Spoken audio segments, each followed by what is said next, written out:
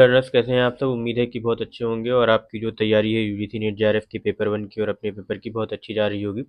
जैसा कि आप सब जानते हैं कि हम यहाँ पर लर्न इको मैजिक में टीचिंग एप्टीट्यूड, रिसर्च एप्टीट्यूड और जो कम्युनिकेशन की यूनिट है और साथ ही में मैथमेटिकल रीजनिंग की जो यूनिट है उसके सारे के सारे पीवाईक्यूज हम यहाँ पर कर रहे हैं। हम अपनी प्रीवियस वीडियो में बहुत सारे पीवाईक्यूज कर चुके हैं, तो आप हमारे चैनल को सब्सक्राइब कर लें और प्ले लिस्ट में जा करके देख लें कि कौन कौन से हमने पीवाईक्यूज कर रखे हैं। तो अच्छे खासे पीवाईक्यूज हो गए हैं, तो आप जा करके देख लें। तो ये हमारी टीचिंग एप्टीट्यूड की यूनिट है। इसमें हम प्रीवियसली कई सारे क्वेश्चन कर चुके हैं, जैसा कि आप हमारी वीडियो में जा करके देखेंगे तो अराउंड हम 70 क्वेश्चंस कर चुके हैं। आज हम 10 मोर क्वेश्चंस करेंगे, देखेंगे कि कौन कौन से आज टीचिंग एप्टीट्यूड के 10 क्वेश्चंस हैं। तो आज का हमारा सबसे पहला क्वेश्चन है, the verstehen school of understanding was popularized by. इसमें पूछा है कि वर्स्टेहन स्कूल ऑफ अंडरस्टैंडिंग ने वो किसने पॉपुलराइज किया था। German social scientist, American philosopher, British academician या इटालियन पॉलिटिकल एनालिस्ट। तो इसका जो राइट आंसर है गाइस वो है German social scientist. German social scientist ने इसको पॉपुलराइज किया था। और वर्स्टेहन स्कूल को हम इंटरप्रेटिव अंडरस्टैंडिंग अप्रोच के नाम से भी जानते हैं। अगर कभी भी आपसे पूछा जाए कि इंटरप्रेटिव अंडरस्टैंडिंग अप्रोच है, आप इसको देख लेना, इंटरप्रेटिव अंडरस्टैंडिंग अप्रोच। तो इस स्कूल को इंटरप्रेटिव अंडरस्टैंडिंग अप्रोच के नाम से भी जानते हैं। तो ये कभी भी टर्म बदल के पूछा जा सकता है। तो ये पूरा जो है प्रॉपर वो डेवलप किया गया था जर्मन सोशल साइंटिस्ट के थ्रू, या कई बार ये मैक्स वेबर के नाम से पूछ लेता है। एक जर्मन सोशल साइंटिस्ट है मैक्स वेबर। तो ये सारी चीज़ें जो हैं वर्स्टेहन स्कूल ऑफ अंडरस्टैंडिंग या इंटरप्रेटिव अंडरस्टैंडिंग अप्रोच जो डेवलप की गई थी वो मैक्स वेबर के थ्रू डेवलप की गई थी, या ये कह सकते हैं जर्मन सोशल साइंटिस्ट के थ्रू डेवलप की गई थी। तो देखते हैं नेक्स्ट क्वेश्चन कौन सा है।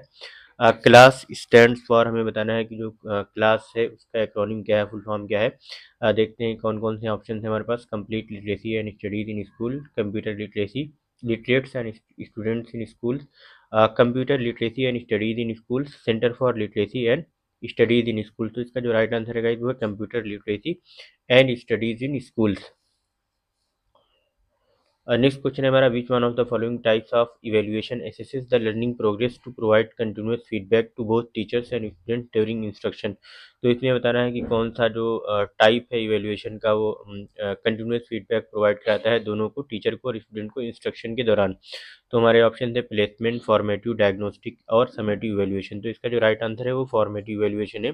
यानी कि जब टीचर क्लास में पढ़ा रहा होता है तो बीच बीच में टेस्ट लिया करता है, पूछता रहता है और जानने की कोशिश करता है कि जो बच्चों का फीडबैक क्या उन्हें समझ में आ रहा है नहीं आ रहा है। तो इस तरीके के जो कम्युनिकेशन को ये जो बोलते हैं इवेल्युएशन को, वो बोलते हैं फॉर्मेटिव इवेल्युएशन। और ये पूरे एंटायर सेमेस्टर में चलता रहता है जब भी बच्चे पढ़ रहे होते हैं क्लास में। तो गाइस आपकी जानकारी के लिए बता दूं कि मैंने how I cracked net JRF की एक वीडियो बना रखी है यूट्यूब पे। सेल्फ स्टडी के थ्रू आप किस तरीके से नेट जेआरएफ क्लियर कर सकते हैं और आप अपना स्कोर 220 प्लस कैसे लाएं। तो मैंने बहुत डिटेल में डिस्कस किया है सारी चीज़ों को। मैं भी जामिया मिल्लिया इस्लामिया में पीएचडी कर रहा हूं और जो मैंने लास्ट 10 डेज की स्टडी की वीडियो भी बना रखी है, तो आप जा करके उसको देख सकते हैं। पूरी सिस्टमेटिक स्टडी पेपर 1 और 2 की मैंने डिस्कस कर लिया है, तो आप देख लीजिए जाके उसको। मैंने होम पेज पे पिन कर दिया है वीडियो को। नेक्स्ट क्वेश्चन है, the black board can be utilize best by a teacher for putting the matter of teaching in black and white, making the student attentive, writing the important and notable points, highlighting the teacher himself। तो इसमें जो most important option है वो है writing the important and notable point, क्योंकि putting the matter of teaching in black and white का कोई मकसद नहीं होता है और स्टूडेंट्स अटेंटिव रहते हैं। सिर्फ स्टूडेंट को अटेंशन लेने के लिए जो है ब्लैक बोर्ड का यूज़ नहीं किया जाता है और ना ही टीचर अपने आप को हाईलाइट करना चाहता है, बट जो इंपॉर्टेंट और नोटेबल पॉइंट्स हैं उसको लिखने के लिए ब्लैक बोर्ड का यूज़ किया जाना चाहिए। इन ऑप्शंस में सबसे बेस्ट ऑप्शन ऑप्शन सी है। नेक्स्ट क्वेश्चन है, successful communication in classroom teaching is circular है, रेसिप्रोकल है, या डायरेक्शनल है, या इन्फ्लुएंशियल है। तो इसमें हमें बताना है कि जो सक्सेसफुल कम्युनिकेशन है क्लासरूम टीचिंग में वो किस तरीके का होगा। तो जो इसका गाइड राइट आंसर है वो रेसिप्रोकल है। हमें मतलब समझना होगा कि रेसिप्रोकल का क्या मतलब होता है, बिकॉज हम जानते हैं कि जो सक्सेसफुल कम्युनिकेशन होता है वो रेसिप्रोकल इस वजह से होना चाहिए कि it involves two way interaction between teacher and student, including feedback या क्वेश्चनिंग या रिस्पॉन्सेज, और एक म्यूचुअल एक्सचेंज होता है जो इंश्योर करता है बेटर अंडरस्टैंडिंग को और इफेक्टिव लर्निंग को। नेक्स्ट क्वेश्चन है हमारा, which one of the following is a scaled down teaching situation, इसमें हमें बताना है कि कौन सा स्केल्ड डाउन टीचिंग सिचुएशन है। इसमें macro teaching, team teaching, cooperative teaching या माइक्रो टीचिंग। तो गाइस जो इसमें स्केल्ड डाउन टीचिंग सिचुएशन होती है वो इसमें होती है माइक्रो टीचिंग में। तो जो क्वेश्चन 76 है उसका जो राइट आंसर है वो है option D, that is micro teaching. देखते हैं नेक्स्ट क्वेश्चन कौन सा है हमारा। साइट स्टैंड फॉर, तो इसमें इसकी फुल फॉर्म है CIET की फुल फॉर्म में बताना है क्या है, centre for integrated education and technology, central institute for engineering and technology, central institute for education technology, centre for integrated evaluation techniques. तो इसका जो राइट आंसर है गाइस है वो central institute for educational technology. जो central institute for technological central institute for technological central institute for education technology जो है ये एक NCERT जो है उसकी एक यूनिट है। देखते हैं कौन सा है नेक्स्ट क्वेश्चन हमारा। A good teacher must be resourceful and autocratic, resourceful and participative, resourceful and authoritative, resourceful and dominant। तो हमें बताना है कि जो गुड टीचर है वो किस तरीके का होना चाहिए। तो ही should be resourceful and participative.